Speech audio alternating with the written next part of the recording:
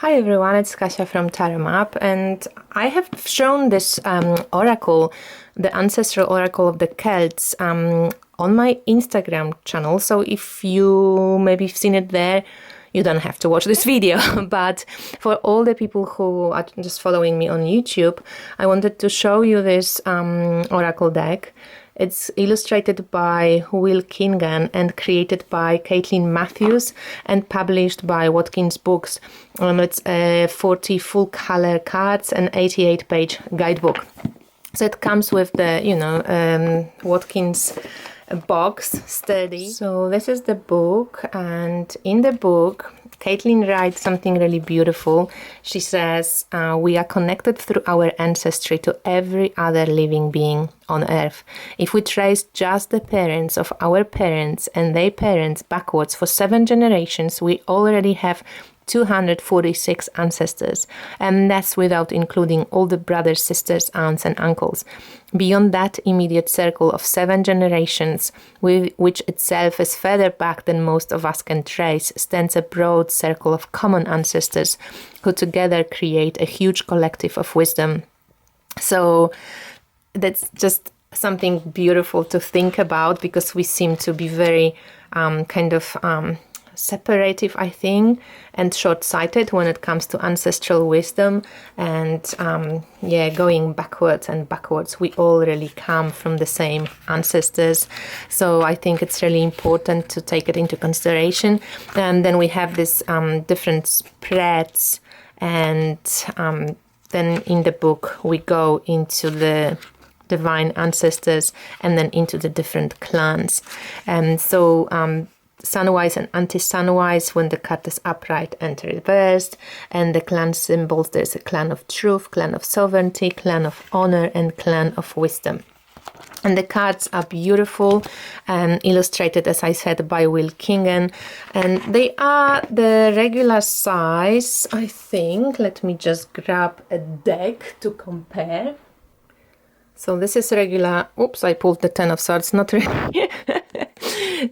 So this is the regular tarot size, and this is the oracle deck. So it's a bit wider and a little bit shorter, but fairly, smaller. It's not as big as you would think, like oracle card. And all the divine ancestors cards, so the 8 cards, they are this way, so they're horizontal. And they are based on this amazing cauldron. So this is the Gundestrup cauldron. It was excavated from a Danish bog in 1891, originally made in the 1st century before Christ. It depicts myths, ancestors and divinities of Europe's ancient past. So that's where the artwork comes from. And then, as I said, we have the feminine and masculine expression of these divine ancestors who we all can connect to.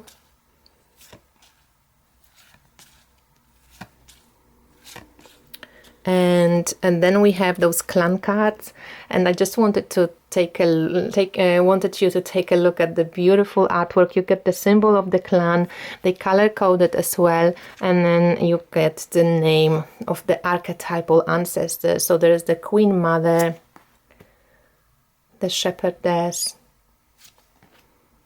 the Poet, the King,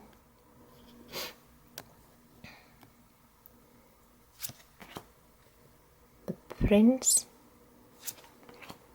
the Maiden, the Restorer, the Counselor.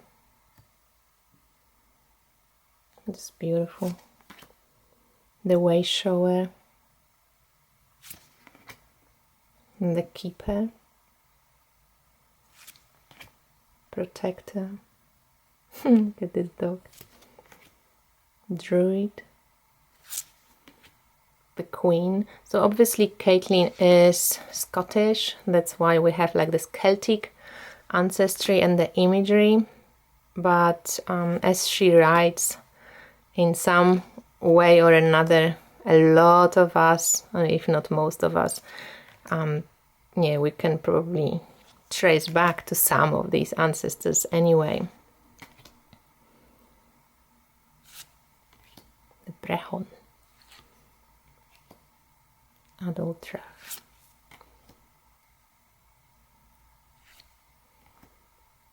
a weaver, prophet, so beautiful. Ogham sticks here, the healer, and the pouch, the seer, tracker, princess, mother, the lad, and the spinner. So very beautiful oracle. Let's just pull maybe one of the clan cards and one of the divine ancestors. Let's just see for a collective reading, what do we need to hear right now? So this is the collective ancestor, Lord of Life. So what do I see? I see spirals, and I see some man on the horse, and two beings here, and there's like a victory kind of gesture of raised arms. So it feels quite vital and quite energetic. So when we check Lord of Life, the attitude, so with this ancestral card, there's a little bit different. The general attitude is what needs to be set free, what strongly impels you. Work and creativity, what inspires you here? Where does this lead you? Health and well-being, what signs of change have you noticed? What are you holding back from? And love and friendship, how can a bridge be built between you and the other? What can you share? And then the family gift is I bestow the gift of good beginnings. The ability to step over the threshold boldly is your rightful heritage. And then we have the text here. I'm not going to maybe read all of it, but take a look. And we can see, I love actually that she actually used questions, because I love reading. If I could, probably I would just do readings based on questions. How cool would that be? So, because then you've got to really, questions point you into the right direction. Sometimes the answers don't really do that. But, yeah, his return as a Lord of Light brings power and joy back to the world. When we each become aware of our life purpose and use our gifts, Mabon is rediscovered anew. So we can feel a little bit from the just the imagery of the card, what the card would be about, but you get much more to read from in the book. And the clan card that we need to maybe reconsider is Tanaist. I don't know how to pronounce it. Tanaist. So he looks very kind of warrior-like. He's got the scar, so he probably has been through many battles already. He has his weapon here. He's got the helmet, like a sun, maybe Slavic sun symbol, but there's all this winds and like smoke behind him and some stones. So let's just see where he is from. He is from the clan of Sovereignty, so from the clan of Stark.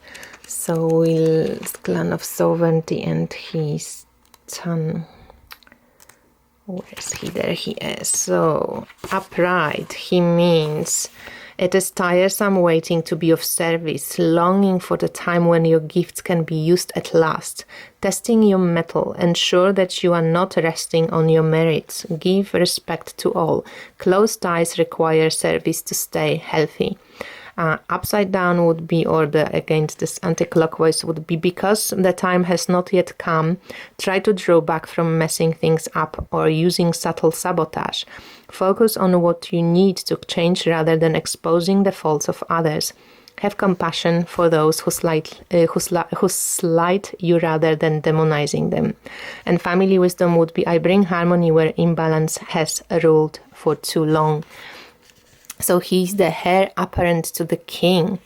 Oh, okay. Elected by the tribe's elders in the king's lifetime to avoid a disputed succession in times of war. His duty is to serve the will of the tribe and the needs of the land, sometimes not the son of the king. He is nevertheless of those royal kindred who descend from a common grandfather.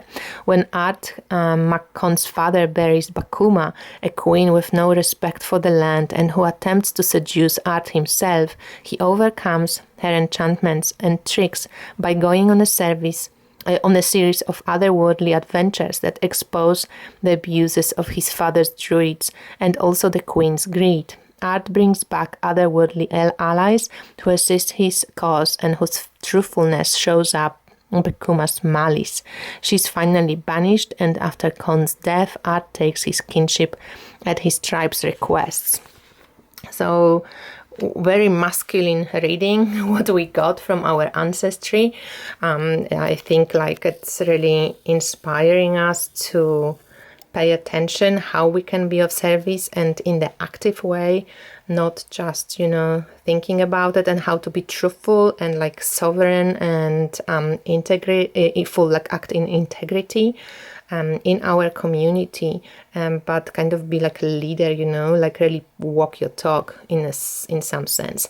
So this was the Ancestral Oracle of the Celts by Caitlin Matthews, published by Watkins Books, and illustrated by Will Kingham. So I hope you enjoyed it. I'm sending you much love and speak to you soon. Bye.